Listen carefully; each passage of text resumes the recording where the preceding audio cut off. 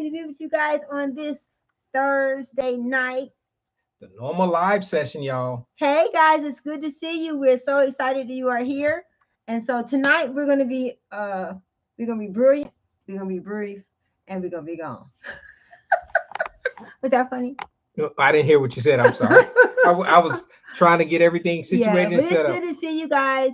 Tonight we have some more questions from our community. Miss Dorothy. See, hello, we caught Miss you. Dorothy. Thank you so much for sending in. Thank you for watching all of our videos. We love you. We appreciate you. I meant to get back to you to comment, but it has been a very, very hectic week. But we have your questions and we are going to answer them. So if you are a part of our community, or if you're watching this during the live or later on in the replay, please send us your questions, because we want to make sure that we're serving you in the best way, and that's answering the questions that you have. So, you ready? Kiss me, baby. Kiss me. We always start that out that way just because it's just what we do. We hope you guys are ready. So, we are going to start with the first question that Miss Dorothy had. Hold on. Before we start, Miss Dorothy, I hope you're watching. If you're watching, hit it in the chat that you're online, because I want you to get this stuff fresh, like right now. Like hot bread. Since you took the time to put them in, we want to make sure you almost like the first in line. So we appreciate the questions and we appreciate everybody hanging out with us. We want to just jump right into it. Yes. So the first question that came up is, how do you handle platonic friendships? I know she gave us a whole lot more than that, but we're going to go deeper into this. The reason why we're going to go deeper into it, but we wanted to be brief about the question itself, because it encapsulates a whole lot more than just what she's talking about. So we're going to do a story. Do we have a story? Do we have a story? You got a story? Time? You got a story? No, I don't have a story. You got a story? I'm going to tell the story of our story. Okay. I was watching sidebar. I was watching someone's YouTube today, and this boy and this girl were young guy and young girl. They were doing a video, and they said, why can't we just be best friends? And it says, can you have the opposite sex as a best friend? And I'm going to start with our story, because Gil and I started off dating, but then we actually broke up, and then we had a season where we were just friends. It was just, I always wanted to be more than friends. Gil really was for real about just being friends. We went bowling. We did things. Movies, hanging out. And I even tried to push up on him, y'all. He was like, no. She was fast, y'all. She was just like, being fast, as they say in our day. He was like, no, I have a girlfriend. And I was like, oh, okay. So we were just friends. And I just finally, I'm just going to give up. And we're just going to be friends. So I said all that to say, every relationship starts off as friends. And if you don't have a relationship that's built on friendship, you have a relationship that's built on something that is very unstable. Right. If it's physical attraction, if it's hobbies, if it's anything other than friendship, just know that those things come and go. Right. And so, and Ms. Dorothy, this is actually answering your question, but we're just putting it in our everyday life. And there's some things that, as Renee told that brief, and she made it really, really brief as far as the story wise, but there's some things that we actually did as just friends that I think can actually help when it comes to the friendship that you're talking about, especially, and I'll give a little bit more background now, and you guys try to put yourself in the same situation, because it may be something similar or close to where you have someone that you may be attracted to, but you're friends, but it's strictly platonic, to where you spend a lot of time with, just like Miss Dorothy. They go out to dinner, they hang out, they see each other between 5 and 7 times a year, and they just like catching up with each other, just to see how things are, to see how life is going with each one of them, which is what a good friend does. And so, but it's hard to be that intimate with someone. And I'm not talking about the physical intimacy. I'm talking about the emotional, and I'm talking about emotional intimacy, because you're sharing quality time with each other. You're sharing personal things with each other. And so it's natural for feelings to develop. You're going to catch some feelings. So it's natural for feelings to develop, because you start seeing this person in a different light, almost like that one movie where I think it was Love and Basketball, where they seen each other as friends, but then all of a sudden they start looking at each other a little bit differently. Like, same thing. Yeah. So this is something that you actually, So we're actually talking about, and the first one that it's a couple things that I want to share with Miss Dorothy that I thought about it as I read the question, that you actually probably have already done if I read into what you wrote in the question. And the first one that you did is you already set up some healthy boundaries. Mhm. When we talk about that, if you have a platonic friend, that someone is who is strictly a friend and that you can be with and you enjoy their company. Let's explain platonic, because we live in a generation where that might be a word people may not know what that is. Okay. Platonic, to paraphrase it, you are just strictly no emotional romantic involvement is connected to the relationship. Right. So you are just strictly there's nothing friends. physical. There's nothing, no kissing, no hugging, no touching, no none of that. Right. None no of hooking that. up, none of that. No, not friends with benefits, none of Right. that. It's just you are actually just in a healthy right. friendship with the opposite sex. Right. So you have established some boundaries, because you guys didn't cross those physical boundaries. What tends to happen, I think, in relationships where you meet someone and it starts out as friends and you may really enjoy their company, and all of a sudden it transitions into something more. And it usually is the physical side, where you may like them or they may like you and things happen. Right. But that's where you cross over into that boundary that was violated, so and obviously it's going to change the dynamics of the friendship. Yeah, because once sex becomes a part of a friendship, it's no longer just a friendship. Now it's a relationship. And at Different least that's the dynamics. way it's supposed to be. Right. Because sometimes people say, well, we can have sex and we don't have a relationship. Nope. Well, sex was designed to connect you and to make you one. And so I think it's important that you keep that in mind. I think so many times Miss Dorothy was watching a lot of the videos, and one of the things she said, "Ooh, don't give a boyfriend, husband privileges." And I say that and I mean that, because even when me and Gil, because we were unsaved, we didn't know the Lord, Gil treated me like I was his wife when I was his girlfriend. What do I mean by that? I had access to everything. His money, his life, his whereabouts. We were in a committed relationship even before we got married. We were one, and oneness happens not just because you get married, but because you commit to one another.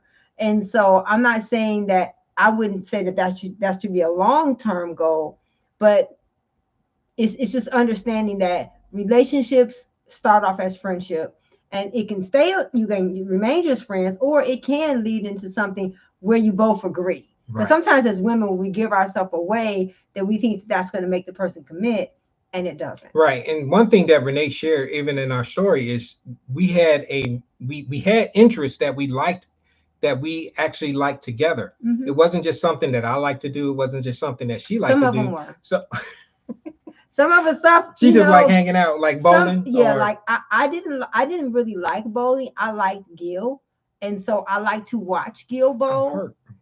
Oh, baby, no, you I'm didn't know that? No, okay. I thought she really liked it, but I just like when you really like someone, you like their company. Right. And again, we were in our 20s, and so as we've gotten older, we begin to realize, okay, there's certain things that like I used to go watch him play baseball. I don't like baseball or basketball. Oh, I like basketball. I like to watch basketball. Right. But you as you grow, you're gonna realize what you like and what you don't like, and you got to be honest with each other. But I liked his company. I liked being with him. One of the things we said in one of the other videos, I can sit and do nothing with Gil and feel like I'm enjoying it. Right. So, and one thing that she also gave me was space. So even if you have a platonic friend, you have to have enough room and time to give them space for each other to still be who they are as individuals, because those are usually the things that you like about the person. Even though you may want to be around them a lot, that is what draws you back to each other, is the distance and the time and miss them. The space that you actually give each other. Go ahead. And I think one of the things that I had to come to a realization was, it wasn't until I just gave up and I realized, you know what, I'm just going to be his friend. Because you know what, I'd rather just be his friend than not have any relationship with him at all. So I just gave up and I said, forget it, we're just going to be friends. And then I think because I was like this, it gave him a chance to see me, because I kind of backed up some. And so I think sometimes when you are assertive, back then I was just aggressive. you can be, to someone who is a thinker or who is a processor, you can be more of an obstacle to yourself being discovered.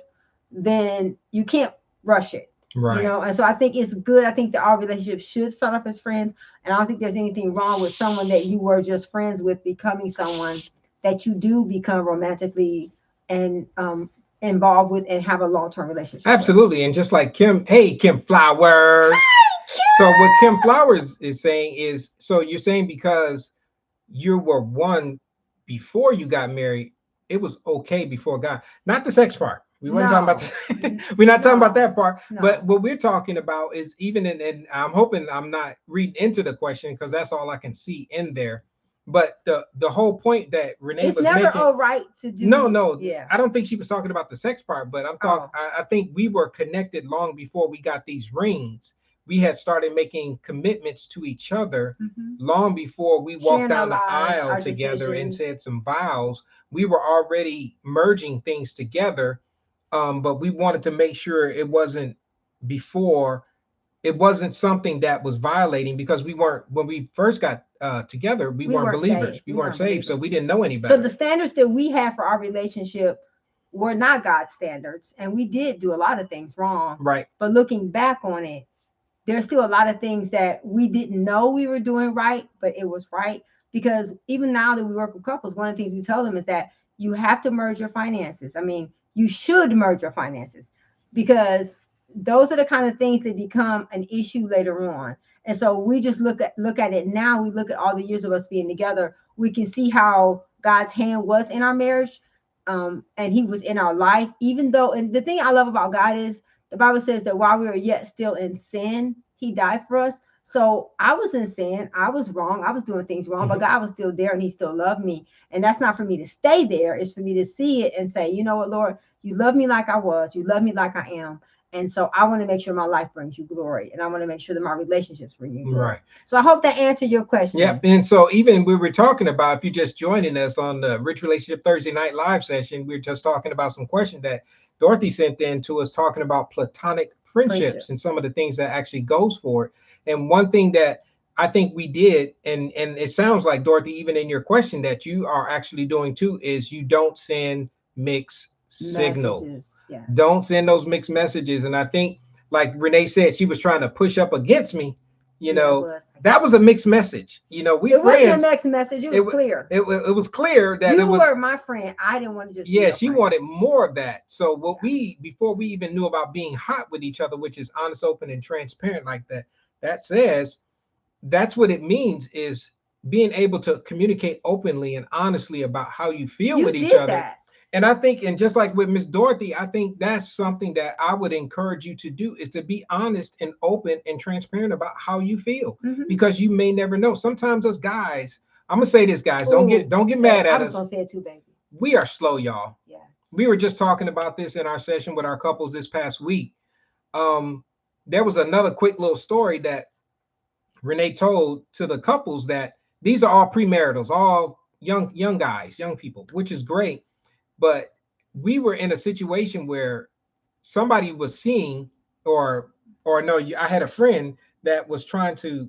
Okay. So when we first started dating, like officially dating, Gil had always had a lot of female friends. He has always had female friends, and I didn't have a problem with that because I had guy friends. I prefer to hang around guys. He preferred, his friends were females, and so he had this one female friend that, after watching their interactions and watching the things that she would do and the kind of things she would buy him gifts. And not just gifts. Tell her what kind of gifts. She would buy him gifts like cologne and clothes. And I'm like, baby, she likes you. What? I just like the cologne. I'm just thinking it was innocent. A girl does not buy a guy cologne unless she wants to smell it. And so I said, I don't have a problem with you having female friends. I have a problem with you having her as a female friend. And this is after Renee and I were dating and we were in a relationship. So just like I had a platonic friend, but guess what? I had to let that go. because it was mixed messages and I did not see the messages. Sometimes you can have blinders on, or you can be clouded by being innocent enough to where you just are just friends with someone, but they have other ulterior motives and other intentions, and you may not see it. Us guys, we may not be noticing it. And even on the flip side of that, some women, you may not notice that this guy is maybe a little bit more, he wants to be a little bit more, but you only see the guy part of him, your friend, your buddy, your pal, your strictly platonic I think just person. like a woman can see how a woman is looking at a man can see how a man is looking at a woman. And so in our relationship, we give each other the freedom to tell us what we can't see, because everybody has blind spots. Right. And so I give him the freedom to say, hey, you're too friendly, or whatever the problem is. Right. And I love this, that building the whole, you said hello, hello, hello. But and this is the comment that she put in, and I love the conversation that this, see, Ms. Dorothy, you getting a whole lot more than you probably put in, but it says here, what if the person is not, what if he is not responsible with money and don't see the importance of being financially responsible? Do you think that merging accounts would be problematic? You want to start it? Go ahead. You start. You go first. I'm gonna say yes. And the reason why I say yes is because when we said that about merging of the money, that was just an example that we use for us. You all have to take this on a case-by-case basis. You know how your relationship is. If you're a person that you with made some bad financial choices and decisions before you guys were together, and maybe their credit is not in such a good position, or their finances are not where you think they should be, one thing that Renee and I practiced was she actually handled the finances at the very beginning. We sat down and we set up boundaries, and we set up things that conversations about that. So when you talk about merging finances, it was easy for us because we were so broke we couldn't even pay attention, y'all. We didn't have nothing. So it's easy to merge two zeros together because you ain't got nothing. But we understand that a lot of our community is a lot older and a lot more mature ladies and guys that are in their careers, and they have established some things. Yeah. If you, I talked about it, you know, if you come to the relationship with $80 million and I come to the relationship with $8, I do not expect to have access to what you earned before you met me. Right. So when we say coming together, it just means for some couples, it's merging it all together, depending on where you are in your stage in life. For some couples, it's having one account that you put together to take care of the responsibilities, and you have your separate accounts. It depends on the couple. You have to navigate that. But it helped us in the beginning because I was better at managing the money. And so rather than me having to manage two accounts, I just managed the one, and it made it easy. And even to this day, we still just have one account. It's just that now Gil manages it. We alternate. So I think a part of it is just you have to decide for you and your as a couple what works. There is no, you got to do this, you got to do that. But it's important that you be on one accord. Right. And so and you're going to find that it morphs over time. It's not that Renee just can't do it, or I just became very assertive and say, I'm handling the money now. No, it wasn't that. It just shifted over time because we've been together for so long that, you know, automation came in, and I'm just more computer savvy on that side of things. So I just set things up to be automatically done. So, but the other catch to that is Renee has full access to be able to see everything, every transaction, everything that goes through the account. We both do. And one thing that we shared with our couples this past, actually a couple of weeks ago, when it comes to finances, we actually set up a limit. You know, so like when we didn't have nothing, or we didn't have a lot, we said $50. If it's more than $50 on something, we need to check in with each other and said, hey, not because it's going to throw the budget off, but just for accountability. But two, to make sure it didn't throw the budget off if it did happen, you know. So, and as we've gotten older and our finances have gone up, that threshold has gotten higher to the point to where now it's thankfully, and God has blessed us enough to where we don't have to say, hey, babe, I'm going to spend $200 or whatever. Even though everybody, that's not your situation. But it's basically goes back to what we had kind of just said already, as to what works for you. You guys have to navigate that. And more importantly, don't focus on the money, focus on the togetherness and the situation, because you'll focus on symptoms of a bad situation or a bad circumstance and not focus on what's really going on. It could be a violation of trust. It could be something that is not childhood of origin issues. It could be other things. So don't focus on the symptom, Focus on the root cause of what it is that is hindering you from bringing the finances together. Maybe you need to sit down and set up that budget together. You know, so that's so important when you do that. And it really does make a difference when you do everything together, but then you still have your own mind. Because when we sit down and we talk about, well, what are we going to spend on A, B, when you sit and do it together, it keeps you connected and it keeps you in touch with each other. I think that any area that you leave where it's just you, uncommunicated, you open yourself up for relationships to shift. Because the more you do things together, it keeps you connected, it keeps you in touch. The more you do things separately, it's really easy to drift apart when you're doing everything separately. And I think that's the real thing is, and to me, and the way I look at it is that we're stewards. We don't own anything. It all belongs to God. We're just stewards of it. And so when we look at it that way, it's not mine and yours, it's ours.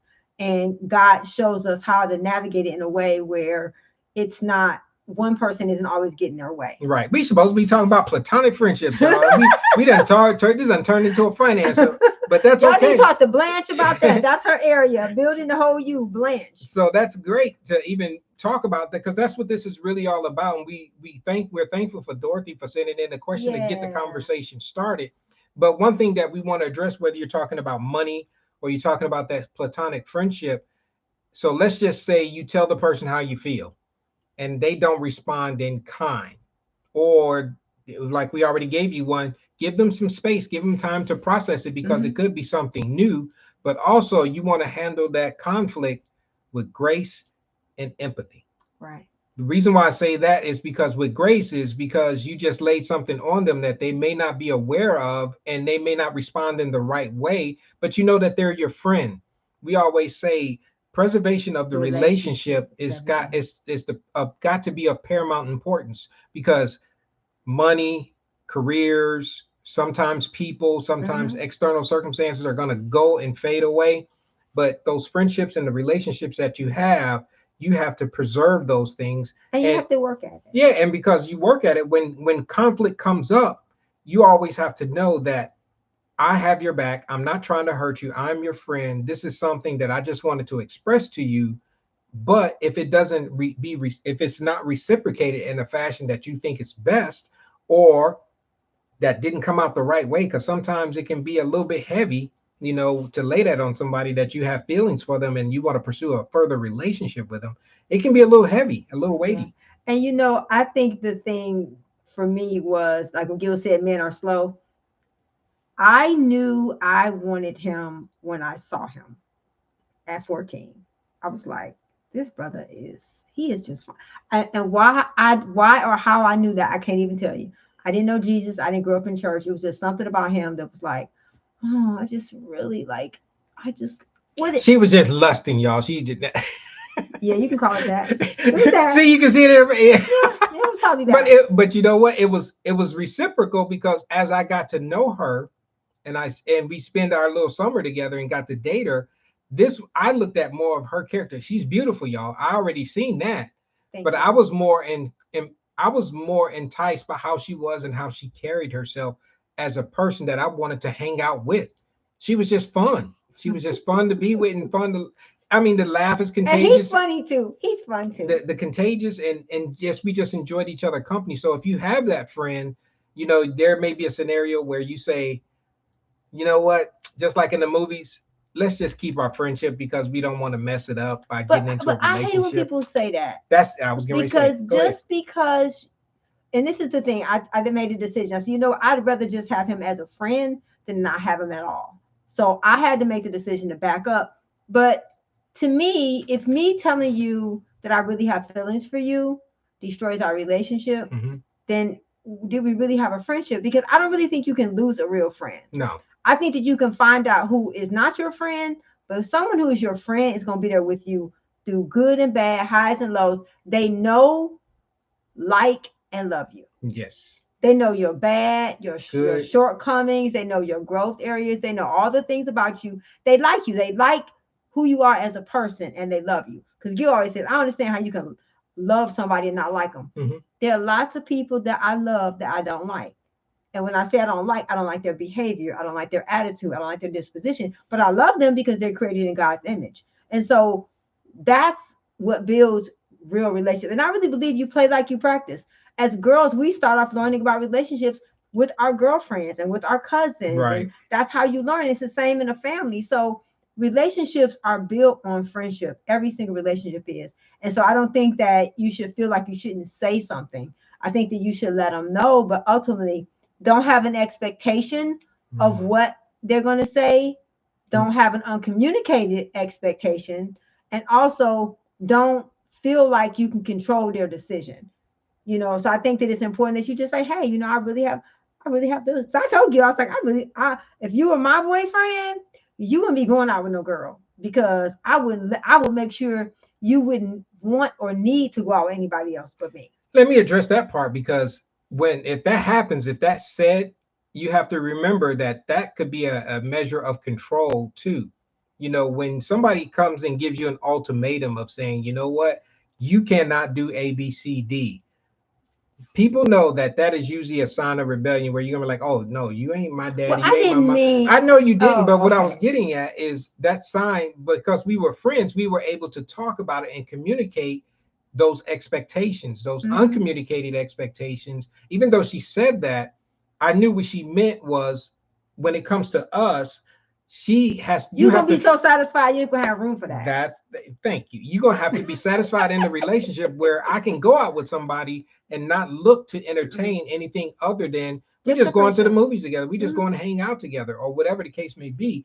But as you find that you're more in tune with each other, Hmm. you're going to have less time to hang out with other people, or even especially if they're the same kind and same sex, because you are starting to become incompatible.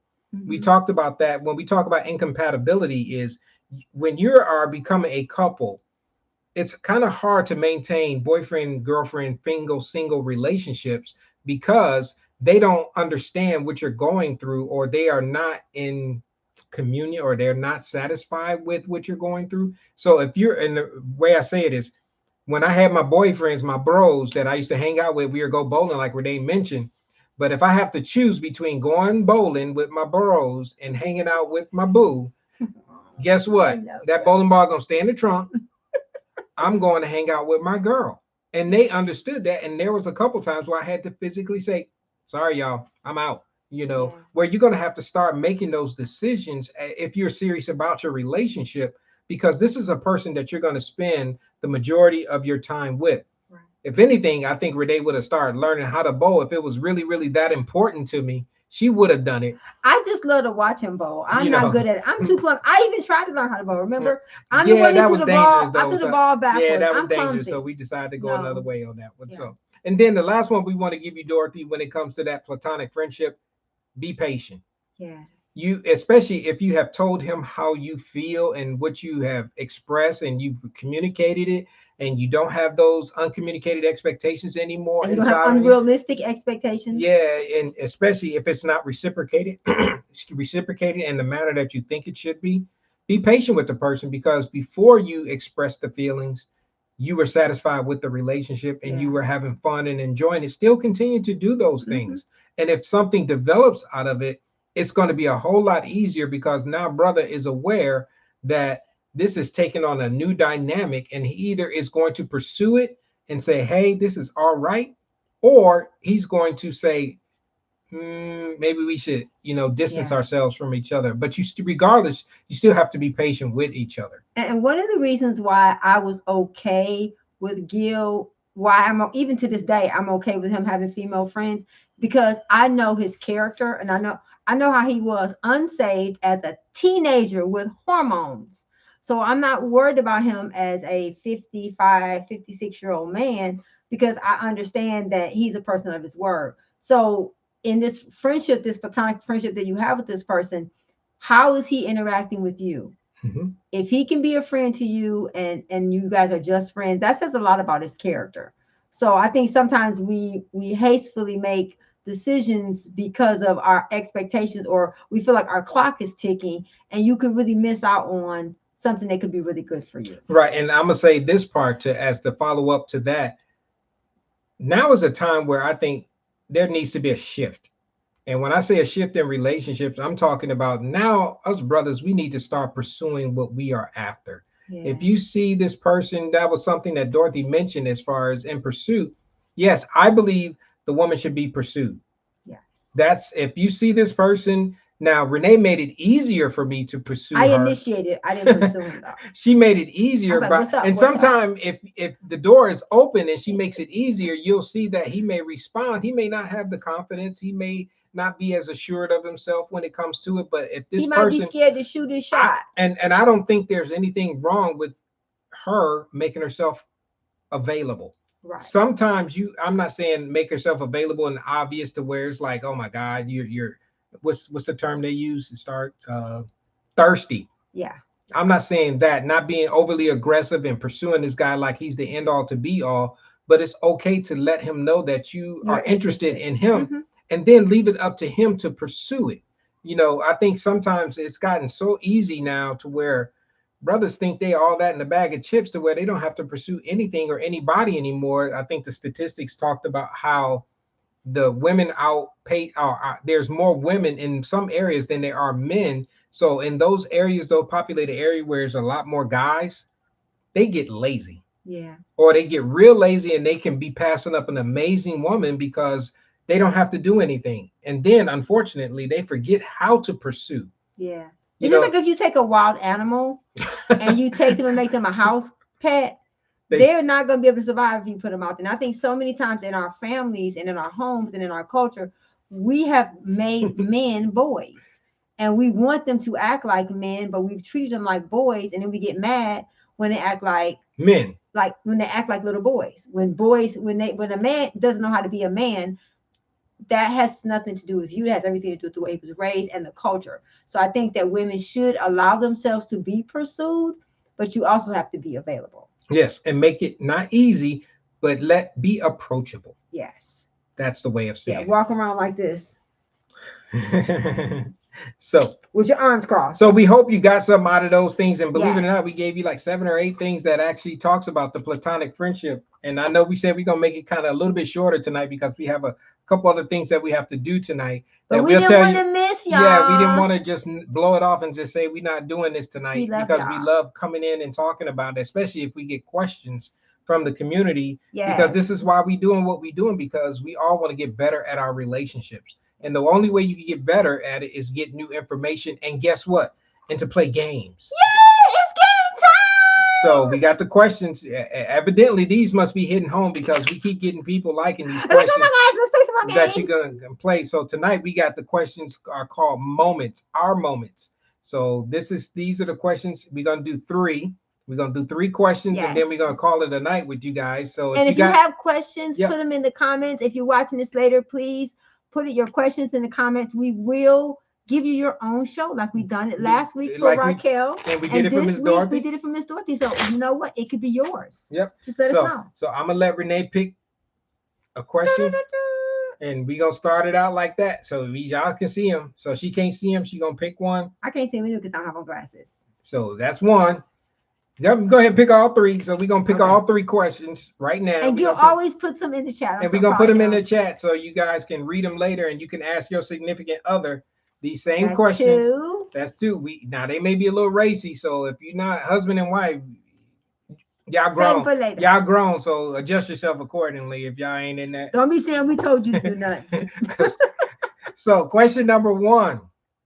Ooh. This one's kind of hard. What? Have you ever used drugs? Yes. Marijuana.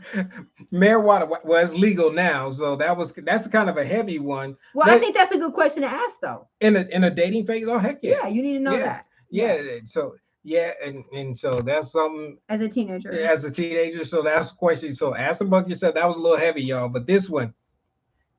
Have you ever been genuinely afraid for your safety, your physical safety at any time? There's some craziness going on out there right now. Go ahead. You want to share it? Oh, yes. We lived in St. Louis, Missouri. We lived in O'Fallon, Illinois, and we drove through this area in East St. Louis. Now, I'm from Detroit. Gil's from Detroit. We were driving down this street. I have never felt physically afraid where I was like, oh, Jesus, I want to just zoom down the street. That's the one time I can say I really felt physically afraid. What about you? Yeah, I've been to a couple war zones. So Yeah, yes, yeah. I have been afraid. What about you in the chat? So this is something that Miss T is saying, that she is saying that. Raquel. Okay, let's see if we can, before we ask the last question. She says, she's saying that you would have, I can't see the heart because it's a heart right there. You would have the desire for no one else. Yes, that is absolutely 100% true. When you are in that, and I'm hoping I'm answering or commenting on what your statement is. When you are in that relationship and you're in a healthy relationship, that you don't have the desire for the opposite sex, so it makes it a lot easier for you to be friends with other people, because like Renee just mentioned, that's a great word, that you are fulfilled and your needs are being met in your current relationship. So you don't even see the other person in that light or in that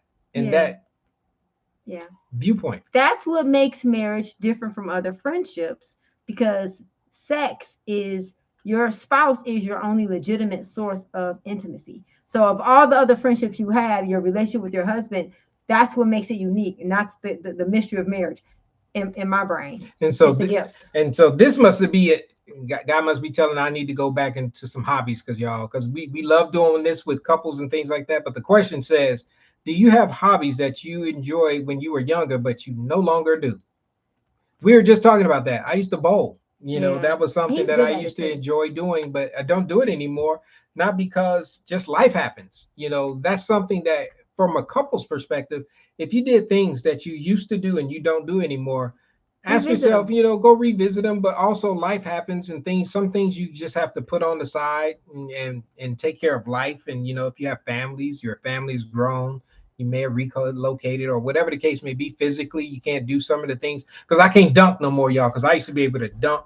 No, actually I couldn't. No, but I used to play basketball really, really good. I was a shooter, so I'm too short to dunk. I just didn't have the hops like these young kids. But that's okay. But so ask these questions to each other, because it's designed to stimulate communication and conversation with this person that you've been with, and you'll be surprised some things that you just have never asked. Yeah. And you'll be surprised, because it could be a tale of why things are the way they are. Right. So that's something to do. So he said, yes, I love reading, but I can't stay awake to the end of because of the work. I get it, boy. When you get old, boy, when you got other responsibilities, if you enjoy some things. And that's why we love audiobooks, because when we're riding on trips, man, we go through a lot of books that way. I enjoy doing that. Miss Parker, boy, I got audiobooks. I probably got over 200 audiobooks that I've listened to. I love to read as well. And that's been my new way to do it, because I got to commute. So guess what I do? I listen to my books. And I'm gonna share my hobby. Go ahead. What's your hobby? Well, my hobby has always been my career. Like doing hair was my hobby, but it was my career. And now I create content. Content creator. That's my hobby. That's a new hobby. That's my career. And I love it. I love IT. I love graphic design. She a nerd, y'all. I love all that. That's my hobby. So we enjoyed you guys hanging out. Yes. Thanks for the questions. Thanks for the comments. Thanks for interacting with us tonight. Thank you. We appreciate you. We always say thank you guys for your investment in time, because we know you could be doing a whole lot of other things, but we thank you. We don't take it lightly that you share a little bit of that time with us. We appreciate you guys so much. Thank you. Share with other people. If you're getting value from it, give us the thumbs and all that good stuff. Y'all know what to do with all that stuff. I always say that. The YouTube stuff. Like, subscribe, share. Yeah. Cut on your notifications so you know when we come on, dude. Please, y'all. Rich bro. Please cut on your notifications. And please share this video with other people. So we enjoyed you guys. We just hanging out with y'all tonight. And just remember, we are stronger together, y'all. Thank y'all. We love you, and you are more than enough. Night. Make sure you put your comments and your questions in here. And so we'll know what your questions are for next week. Thank y'all. We enjoy y'all. Thank you, Miss Dorothy, for sharing your life with us. Night. Bye, everyone. We love you guys. Thank you.